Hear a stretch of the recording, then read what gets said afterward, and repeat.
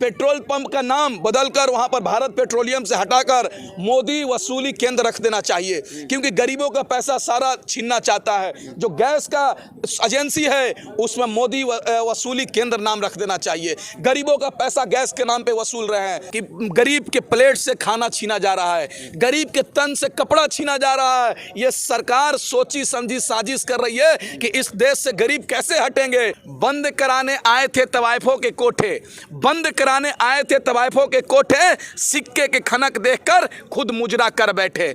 इनकी नियत नीति चरित्र सब में खोट है। ये सरकार कहीं ना कहीं आम नागरिकों को ठगना चाहती है। देश की बात कीजिए, युवाओं के रोजगार की बात कीजिए, किसानों की आय दोगुनी करने की बात कीजिए, इस पर चर्चा कीजिए ना। दिल की बात कीजिए मोदी जी कि दिल में आपका कितना गंदा भरा हुआ है, दिल की बात कीजिए। नमस्कार, आप देख रहे हैं न्यूज़ एमएक्स, मैं आपके साथ राशिद। हम इस वक्त पहुंचे हुए हैं गाजीपुर बॉर्डर पे और किसानों का प्रदर्शन पिछले 3 महीनों से चल रहा है। हमारे साथ इस वक्त मौजूद है शौकत अली। शौकत अली जी, 3 महीने से प्रदर्शन चल रहा है लगातार, सरकार सुनने को तैयार नहीं है। दूसरी तरफ जो है महंगाई एकदम आसमान छू रही है। बंद कराने आए थे तवाइफों के कोठे, बंद कराने आए थे तवाइफों के कोठे, सिक्के के खनक देखकर खुद मुजरा कर बैठे।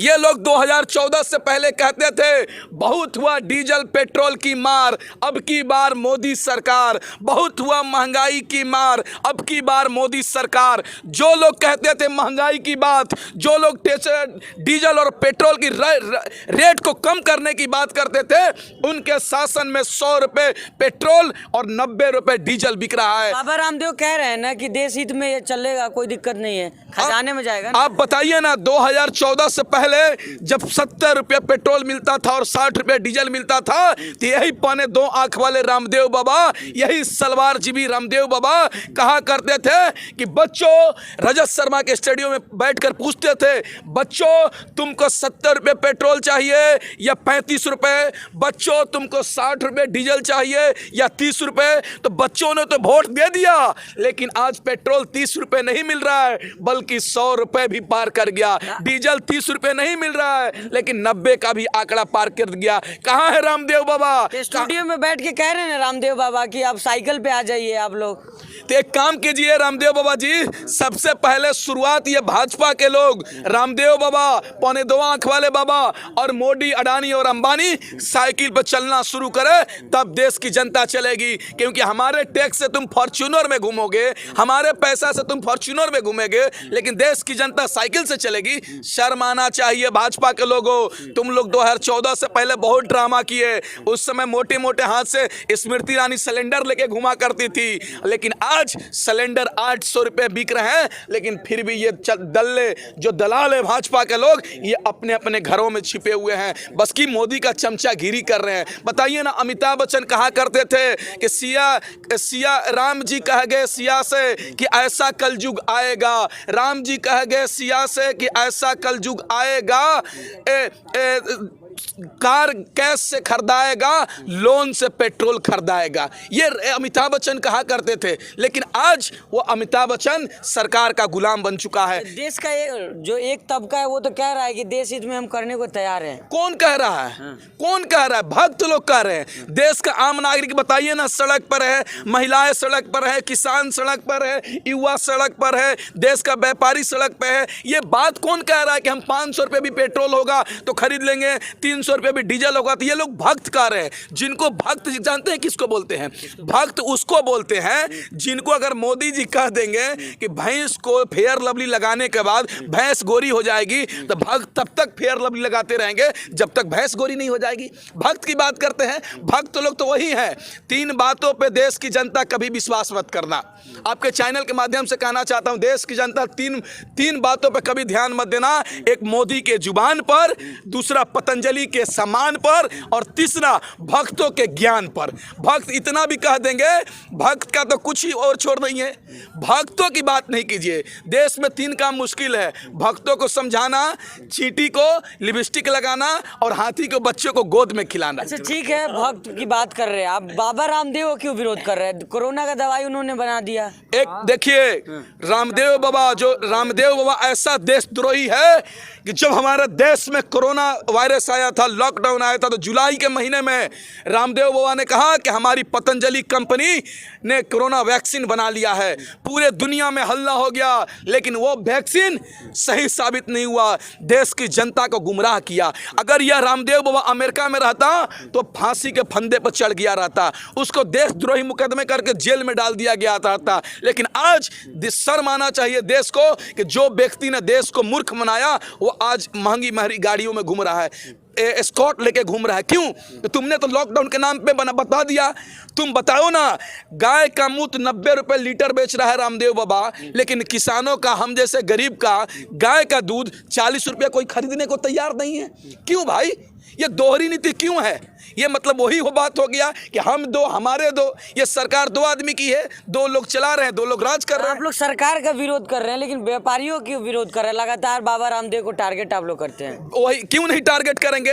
ये रामदेव बाबा जब चुनाव से पहले हम लोग को गुमराह किए, हमसे कहे कि मोदी को वोट दीजिए, महंगाई कम होगा, डीजल का रेट कम होगा, पेट्रोल का रेट कम होगा, गैस का सिलेंडर रेट कम होगा। लेकिन हमने तो प्रधानमंत्री मोदी को बना दिया, ना ही गैस का रेट कीमत कम हुआ, ना ही पेट्रोल का रेट कम हुआ, ना ही डीजल का कम हुआ, ना महंगाई घटी, बल्कि महंगाई बढ़ते गया। आज ऐसा देश में हो गया है कि गरीब के प्लेट से खाना छीना जा रहा है, गरीब के तन से कपड़ा छीना जा रहा है। ये सरकार सोची समझी साजिश कर रही है कि इस देश से गरीब कैसे हटेंगे, इसलिए हटाएंगे, उनको भूखे मार दो, उनको नौकरी से हटा दो, गरीब ऑटोमेटिक मर जाएंगे। ये सरकार गरीबों को हटाने के लिए काम कर रही है, गरीबों को खत्म करना चाह रही है, लेकिन गरीबी खत्म नहीं करना चाहती है। आप जिसे महंगाई बता रहे हैं उसे सरकार और सरकार के जो लोग हैं वो कह रहे हैं कि देश हित में ये जरूरी है।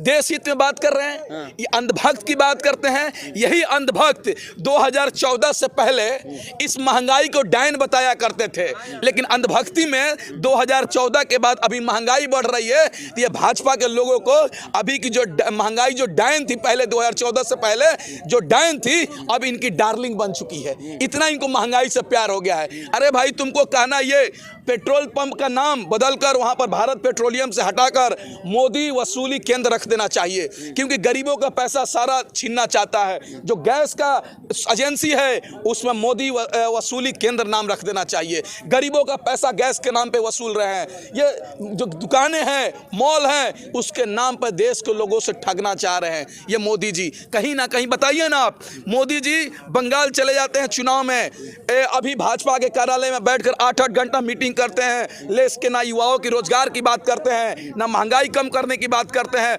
बल्कि बीजेपी कैसे बढ़े इसके बारे में चर्चा करते हैं।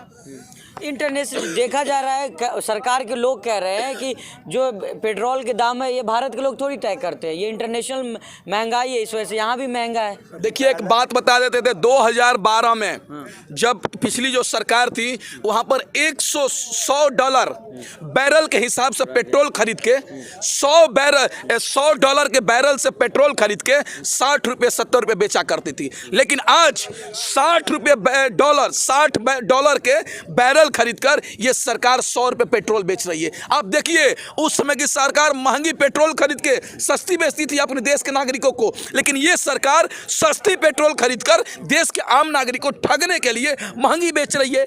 ये अंतर है, ये सोची समझी सरकार की साजिश है। तो ये आपको नहीं लग रहा है कि 2014 से पहले विपक्ष सड़क पे होती थी, सस्ता होने के बाद, जैसा कि आप बता रहे हैं, आज विपक्ष कहाँ गायब है? विपक्ष देखिए, ये सरकार जो है मेन स्ट्रीम मीडिया को खरीद चुकी है, और मेन स्ट्रीम मीडिया क्या किया है कि देश में गुमराह फैलाया हुआ है कि अगर महंगा खरीदते हैं तो वह पैसा आपके देश में रहेगा, उससे राफेल खरीदेंगे, उस पैसे से देश को मजबूत करेंगे, सेना को मजबूत करेंगे। लेकिन वो सरकार मीडिया गुमराह कर रही है, इसलिए बहुत सारे लोग रोड पे नहीं आए हैं। लेकिन एक बात समझिए, लोग पूरे तरीके से रोड पे आ चुके हैं इस महंगाई के खिलाफ, इस डीजल पेट्रोल महंगाई के खिलाफ, गैस सिलेंडर के खिलाफ। और पूरे देखिए ना, आक्रोश पूरे देश में लोगों में है। जल्द ही रोड पे उतरेंगे, रोज प्रदर्शन कर रहे हैं। हम लोग भी ने गैस लेकर उतरा था, पूरे लोग उतर रहे हैं। भाई, ये महंगाई है, ये महंगाई गरीब नहीं झेल सकता है। गरीब को खत्म करने की साजिश चल रही है इस देश में। अच्छा, प्रधानमंत्री और सरकार जो है वो तो मानने को तैयार नहीं है, कृषि कानून वापस करने को, दूसरी तरफ महंगाई के लेकर आप लोग प्रदर्शन कर रहे हैं। एक साथ में इतने प्रदर्शन देखिए, सब लोग उतरेंगे इस देश की ये मोदी सरकार के खिलाफ। युवा भी रोजगार मांगने के लिए उतरेगा कि रोजगार मोदी, रोजगार दो, रोजगार दो। देश का आम नागरिक भी उतरेगा रोड पर, कहेगा मोदी महंगाई कम करो, गैस का रेट कम करो, पेट्रोल का रेट कम करो, डीजल का पेट्रोल का रेट कम करो, खाने पीने के चीज़ें के वस्तुओं को महंगाई कम करो। देश का ये व्यापारी भी उतरेगा कि मोदी तुमने जो जीएसटी लगाया गलत तरीके से, उससे कमर टूट गई। तुमने जो नोटबंदी किया उससे देश की आर्थिक हालात, देश की आर्थिक कमर टूट गई और आज देश का जीडीपी माइनस में चल गया। क्यों चल गया? ये सब सरकार, मोदी सरकार का देन है, क्योंकि मोदी सरकार अपने घमंड में चूर है, जो मर्जी सो कर दे रही है। ना एक्सपर्ट से बात कर रही है, ना किसी अच्छे लोगों से विचार विमर्श कर रही है, बल्कि जो समझ में आ रहा है वो बात कह दे रही है। तो सरकार आम लोगों से थोड़ी बात करेगी, सरकार अपनी एक्सपर्ट से बात करेगी, अपनी मर्जी से सरकार चलाएगी ना। तो सरकार किस एक्सपर्ट की, कौन है एक्सपर्ट? इनके लिए अडानी अंबानी एक्सपर्ट है, कंगना रनावत एक्सपर्ट है, सनी देओल एक्सपर्ट है, कंगना रनावत एक्सपर्ट है, अडानी और अंबानी एक्सपर्ट है। इनसे बात कर रहे हैं, ना किसी कृषि विशेषज्ञ से बात कर रहे हैं, ना देश के अर्थशास्त्री से बात कर रहे हैं, ना देश के एक्सपर्ट लोगों से बात कर रहे हैं, ना पढ़े लिखे लोगों से बात कर रहे हैं। बस बात कर रहे हैं अडानी और अंबानी, कंगना रनावत से। क्या इससे देश चलेगा? क्या ये देश पॉलिसी से चलता है? देश नीति और नियत दोनों साफ रखना पड़ता है। सवाल इनके नियत की बात नहीं है, इनकी चरित्र की बात है। इनकी नियत, नीति, चरित्र सब में खोट है। ये सरकार कहीं ना कहीं आम नागरिक को ठगना चाहती है। आप बताइए ना, अमन बिक रहा है, चमन बिक रहा है, अमन बिक रहा है, चमन बिक रहा है, गरीब के तन से कफन, गरीब का कफन बिक रहा है, राधा का बाजार में राधा का तन बिक रहा है। बुरा ना मानो तो कह दूं यारो, देश में बेईमानों के हाथों, भाषण जीवियों के हाथों, झूठे फरेबियों के हाथों, ये सत्ता में बैठे लोगों के हाथों हमारा वतन बिक रहा है, हमारा वतन बिक रहा है। अब बताइए ना, हर चीज को बेचना चाह रही है सरकार, रेलवे को बेच रही है, एयरपोर्ट को बेच रही है, हर चीज को बेचना चाहती है। भाई प्राइवेटेशन क्यों कर रहे हो? तुमको प्राइवेटन से इतना प्यार क्यों है? जब तुमको प्राइवेट ही करना था तो हमको प्रधानमंत्री नहीं चुनते, हम भी अपना प्राइवेट में कोई प्रधानमंत्री जिसको रख देते। हम वोट किस लिए किया? हमारा लोकतंत्र किस लिए है? सरकारी चीज़ें क्यों होती है? क्योंकि सस्ते रेटों में मिले। सरकारी इसलिए चीज़ होती है कि सरकारी हमको कम रेटों में मुहैया कराएगी। आप बताइए ना, हम दिल्ली से पहले अपने बक्सर 270 रुपये में चले जाते थे, लेकिन आज हमको रिजर्वेशन करा के 500 में जाना पड़ रहा है। क्यों? ये प्राइवेटेशन कारण का हो रहा है ना, ये प्राइवेट करण हो रहा है, तभी तो इतना महंगाई बढ़ रही है। विकास के लिए सब करना पड़ रहा है, प्रधानमंत्री जी कह रहे हैं ना। जो मोदी जी विकास कैसे पैदा कर सकते हैं? जो आदमी बच्चा पैदा नहीं कर सकता है वो विकास पैदा क्या करेगा? आप बताइए ना, अपने बीवी को छोड़ दिया, जिन्होंने बीवी को छोड़ दिया, अगर मोदी जी विकास पैदा किए रहते, 7 साल हो गया, विकास किसी स्कूल में पढ़ता, किसी कोचिंग इंस्टीट्यूट में जाकर ज्ञान प्राप्त करता। जो आदमी बीवी का अपना ख्याल नहीं रख सका, वो देश का क्या ख्याल रखेगा? जो अपनी बीवी को नहीं संभाल सका, वो अपनी देश का क्या विकास कर सकता है? निजी मामला है उनका। प्रधानमंत्री निजी होता है क्या? प्रधानमंत्री जो हमने वोट देकर चुना है वो देश का प्रधानमंत्री है। निजी किस बात का? मन की बात करते हैं प्रधानमंत्री मोदी जी। अरे भाई, मन की बात बहन यशोदा बहन से कीजिए, देश की बात कीजिए, युवाओं के रोजगार की बात कीजिए, किसानों की आय दोगुनी करने की बात कीजिए, इस पर चर्चा कीजिए ना। दिल की बात कीजिए मोदी जी, कि दिल में आपका कितना गंदा भरा हुआ है, दिल की बात कीजिए। आखिरी सवाल है सर कि जिस तरह से लगातार जो आप लोग प्रदर्शन कर रहे हैं, सरकार भी डटी हुई है, सरकार मानने को तैयार नहीं है आप लोग का, आगे की रणनीति क्या होगी? देखिए, लोकतांत्रिक तरीके से हमारा आंदोलन तब तक जारी रहेगा जब तक हमारी मांग पूरी नहीं हो जाती है। एक बात सुन लीजिए, जब हमारा देश गुलाम था तो अंग्रेज भी कहा करते थे कि जब गुलाम किए थे हम लोगों को, देश को, तो अंग्रेज भी बोलते थे कि हम इस देश को छोड़कर नहीं जाएंगे।